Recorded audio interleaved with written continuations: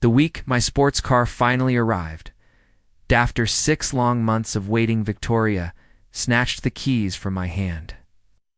"Eth loves sports cars," she said casually. "Let him take yours for a spin." I refused instantly. I knew her sworn brother, Ethan Miller, didn't even have a driver's license. But she ignored me and gave him the keys behind my back. When I saw the car again, the front was splattered with blood. Victoria hurried to Ethan's side, a sorrowful look on her face. But the words that came out of her mouth made my blood run cold. "Husband, please, just take the fall for E with your background. No one will give you a hard time." I stared at her in disbelief. "Absolutely not." But then she pulled out her phone and, with an almost frightening calm, said, "I've already reported it to the police. In your name. Just endure it for a little while. You'll be fine." I saw the call log on her screen. My mind froze.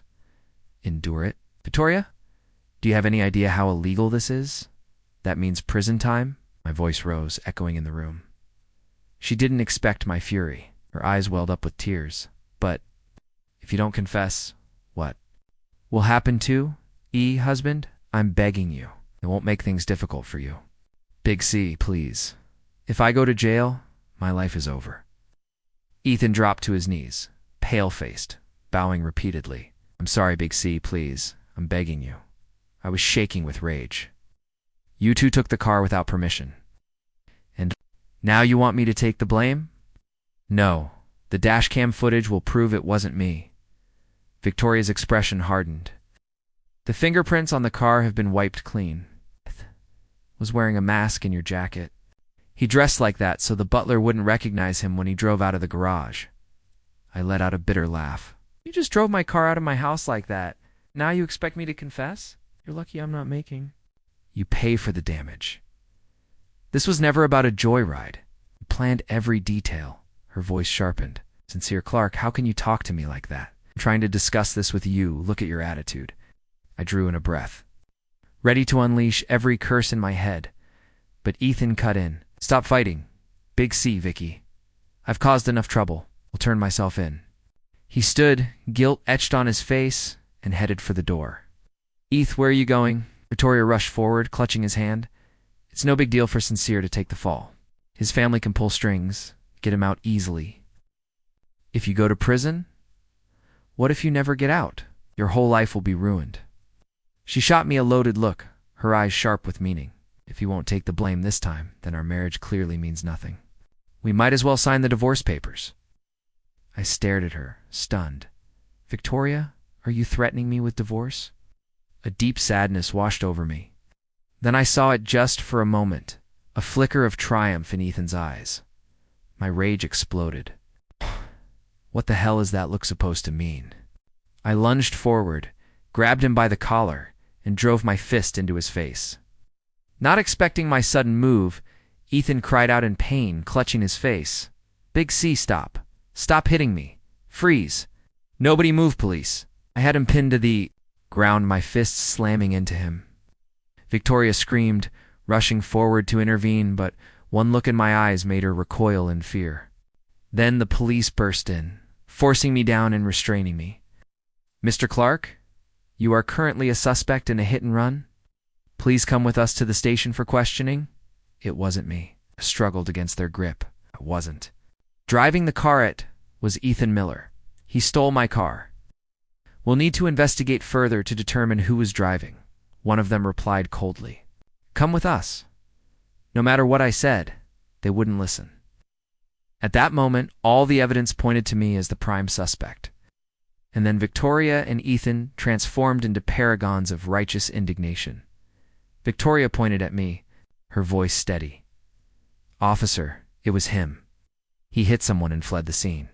"Yes, I saw it too." Ethan jumped in, his tone dripping with false innocence. "He even just beat me, trying to use my poverty to force me into taking the blame for him. Please, officer, you have to help me." In the end, I was dragged away, still fighting against them. From behind me, Ethan called out with mock concern, "Big C, be good in there. I'll take good care of Vicky for you. I'll wait for you to come back." I looked over my shoulder, my eyes burning with rage. A storm churned in my chest. I will make you both pay. Mr. Clark, please tell us again. Where were you when the accident occurred? Sitting in the interrogation room, my hands cuffed, I pressed my fingers hard into my temples. I told you I was in the basement of my villa watching a movie. I never drove that car. But there are no security cameras in your basement, the officer replied. Who can prove you weren't behind the wheel? I let out a long sigh, heavy with regret. If I had known it would come to this, I never would have let Victoria bring her so-called sworn brother into our lives. I met Victoria in college. Back then, she was just a simple girl from the mountains, struggling to afford her tuition every year. I couldn't stand to watch her suffer, so I helped her. That's when it began, her pursuing me, our relationship growing from there.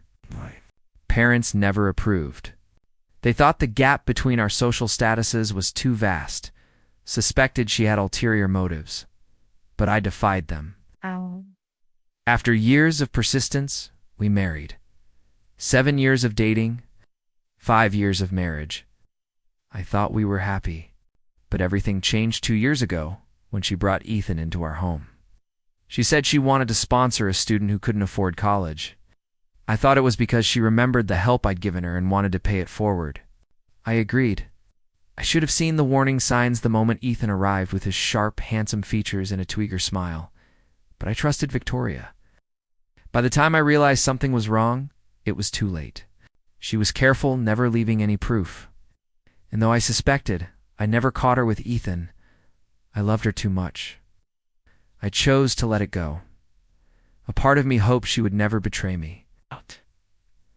But a person's heart can change in an instant. I never.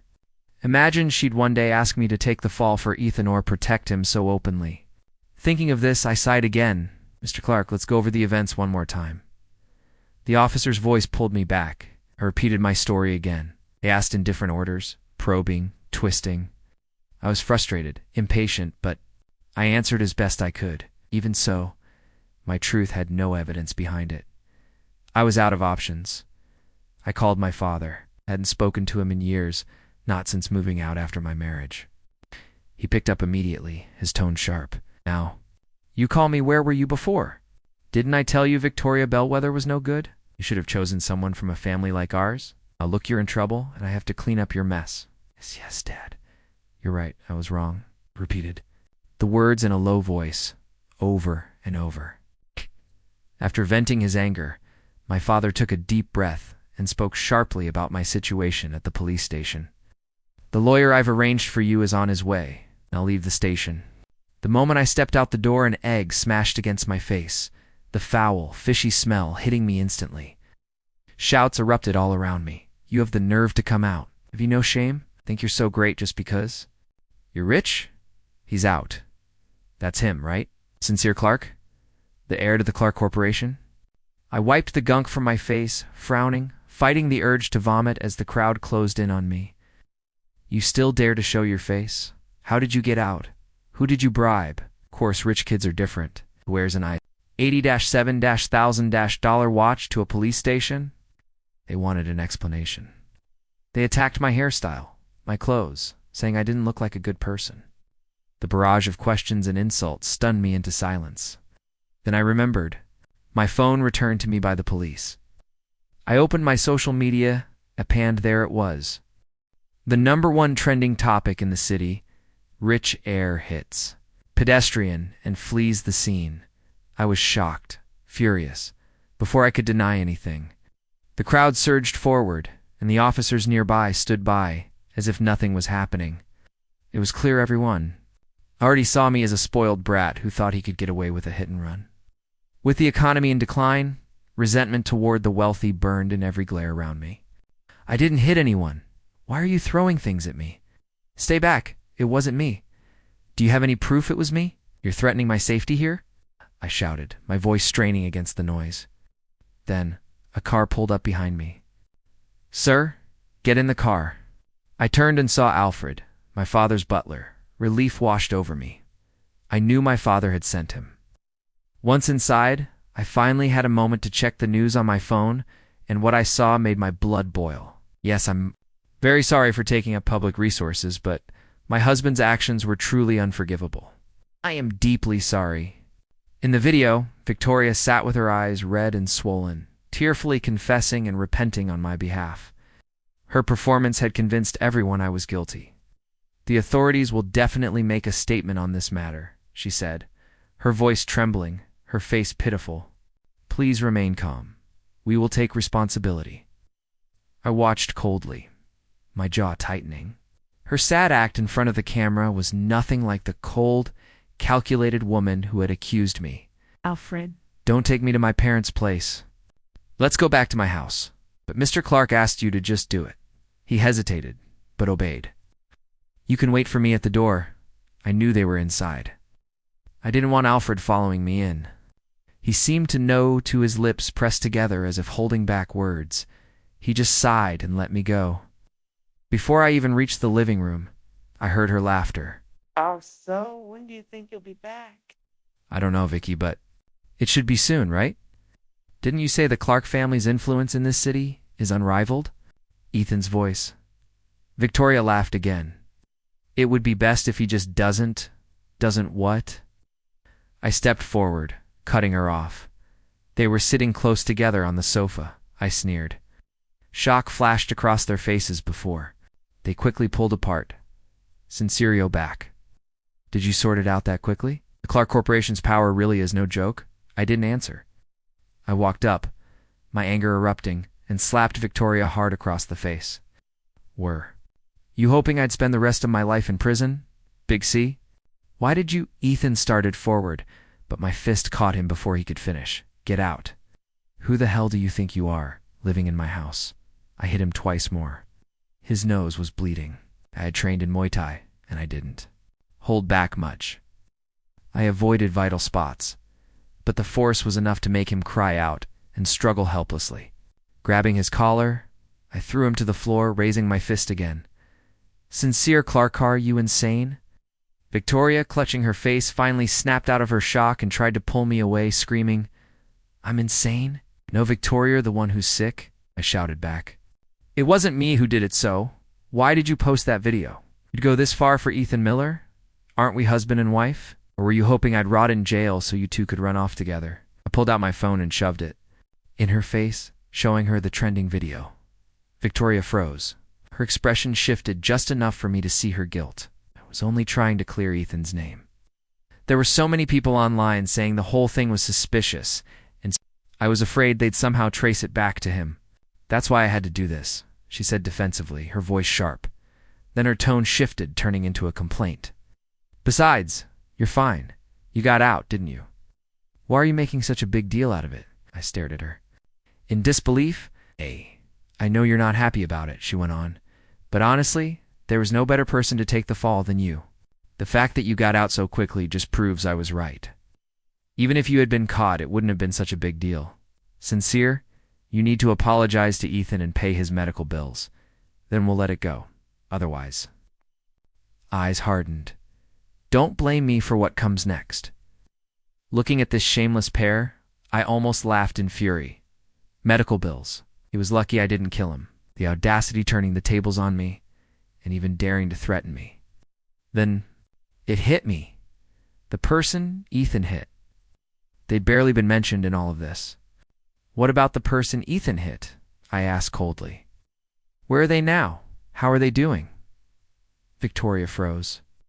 I frowned, repeating, I'm talking to you, Victoria.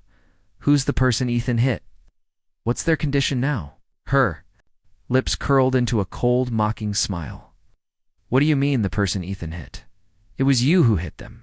How would I know how they are? I wasn't there. Her acting was flawless, every word calculated. Every movement guarded, terrified that I might get some proof that could put Ethan in jail. I turned to leave, no longer willing to waste my breath. Pulling out my phone, I called my assistant and told him to find out which hospital the victim was in. It didn't take long. In just 10 minutes, he had sent me not only the hospital's name, but also the man's entire background. From behind me, I could hear Victoria's anxious, pained voice as she fussed over Ethan. Does it hurt? Sincere's trained in Muay Thai. That's why it's so bad. What did you ever do to deserve this? I stopped mid-step and turned. What do you want now? Victoria demanded the moment she saw me, stepping in front of Ethan as if shielding him from me. Her protectiveness made my blood boil. I clenched my fists, holding back the urge to act on my anger. Victoria, I said through gritted teeth, let's get a divorce. She blinked in shock. You want to divorce me? Sincere, we've been married for 5 years. You're throwing it away over this? Ethan's lips curved in the faintest, most satisfied smile. Ignoring them both, I walked away, telling the butler to take me straight to the hospital. Sir, you should wear this, Alfred advised, handing me a face mask before we arrived. The situation is tense. Now it's not like before. I sighed, put it on, and went directly to the victim's room without incident. I had known from the blood on the car's hood that the impact had been severe, but seeing him lying there, in the ICU, barely breathing, still made my chest tighten. Even though I hadn't been the one driving, it was my car. Logically, emotionally, there was no escaping my connection to this. Quietly, I left the ICU hallway and went to the billing office. A nurse had told me earlier that his family was already several days behind on payments. I paid the entire overdue balance, plus 2 more months in advance. Sir, are you sure you want to pay for 2 months? Oh. I felt eyes on me, but I ignored them until suddenly someone yanked the mask from my face. It's you, Sincere Clark. It really is you. The victim's family, who hadn't paid a single bill in days, had picked today of all days to show up. They'd overheard the nurse say bed 236 and now stood in front of me, fury radiating off them. What right do you have to be here? One of them shouted, it's just paying the bill out of guilt. Another spat. What good is a guilty conscience? My father is in that bed. Give me my father back. The crowd closed in fast. I stepped back, instinctively scanning for an exit. Thankfully, hospital security intervened before things could get violent. Still, I knew if I didn't clear my name soon, I'd be hunted down everywhere I went. Please, everyone, I raised my voice. I came to pay because I wanted to help, not because I'm responsible for the accident. I'll say it, Agani didn't hit him. This money is purely a humanitarian gesture. Someone snorted in contempt. You expect us to believe that? Your wife posted an apology online herself? Sighed, trying again to explain, but no. One was listening. Then, just as things were boiling over, Victoria appeared, pushing her way through the crowd, all wide-eyed innocence. I'm so sorry, everyone, she said sweetly. I didn't keep a close enough eye on Sincere. He's currently under investigation. I was just trying to clear Ethan's name. There were so many people online saying the whole thing felt suspicious. I was afraid they'd track it back to him, so I had no choice but to do this, she said defensively. Then her tone shifted sharper, almost complaining. Besides, you're fine. You got out, didn't you? Why are you making such a big deal out of it? I know you're upset, but honestly, there was no better person to take the fall than you. As Victoria spoke, she reached out to touch Ethan's face, her own filled with feigned concern, then stood in front of him, glaring at me with defiance. The fact you got out so quickly proves I was right. Even if you had been caught, it wouldn't have been a big deal. Sincere, you need to apologize to Ethan right now. Cover his medical bills, and we'll let this go. Otherwise, don't blame me for what happens next. Looking at this shameless pair, I almost laughed in fury. Medical bills? He was lucky I didn't kill him. Where did they get the audacity to twist the situation and threaten me? What a joke. And then I remembered the victim. The person Ethan hit had barely been mentioned at all. The person Ethan hit, where are they now? How are they? Asked. Victoria froze. Victoria, I pressed my voice harder now. I'm talking to you. How's the person Ethan hit? She let out a cold snort. What do you mean, the person Ethan hit? It was you who hit them, remember? How would I know how they are? I wasn't there. Her performance was flawless. She was on guard, afraid I might find something that could land Ethan in jail. I didn't bother continuing the farce. I pulled out my phone, called my assistant, and told him to find out which hospital the victim was in. 10 minutes later, he sent me the name of the hospital and the victim's life story. Just as I was about to leave, I overheard Victoria's An anxious voice behind me, soft and pained, comforting Ethan. My anger surged. I turned back. "What do you want now?" she asked, instantly stepping in front of Ethan like a human shield. "Victoria," I gritted my teeth. "Let's get a divorce." Her eyes widened in disbelief. "You want to divorce me? You've been married for 5 years and you want to throw it all away over something like this?" Meanwhile, Ethan's face flickered with a barely hidden smile. I ignored them both and headed downstairs, telling the butler to take me to the hospital. "Sir, wear this," Alfred said, handing me a face mask. "Things are tense right now. It's not like before." I sighed, put it on, and entered the hospital unnoticed. The victim had been hit hard. I could tell from the blood on the car hood, but seeing him in the ICU, barely breathing, filled me with a heaviness I couldn't shake. I hadn't been the one behind the wheel, but it was my car. I was tied to this tragedy whether I liked it or not. Quietly, I went to the billing office.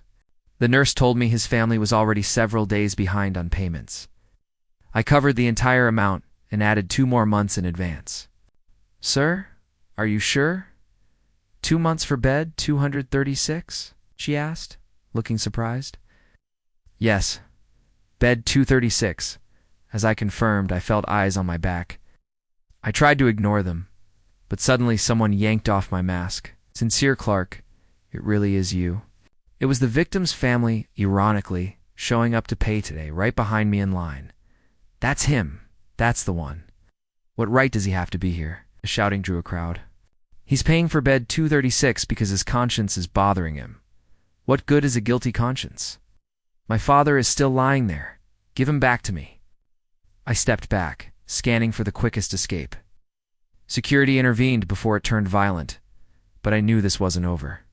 If I didn't clear my name, I'd be condemned everywhere I went. "Everyone, please," I raised my voice. "I came to pay today not because I hit him, but out of basic human decency. I will say this again. I did not hit him. This money is a humanitarian gesture, nothing more." A man in the crowd spat on the floor. "And we're supposed to believe you? Your wife already posted an apology video online." I tried again to explain, but no one believed me. And then, as if on cue, Victoria arrived, squeezing through the crowd with her sweetest, most innocent voice. "I'm so sorry, everyone. I didn't keep a close eye on Sincere. He's currently under investigation."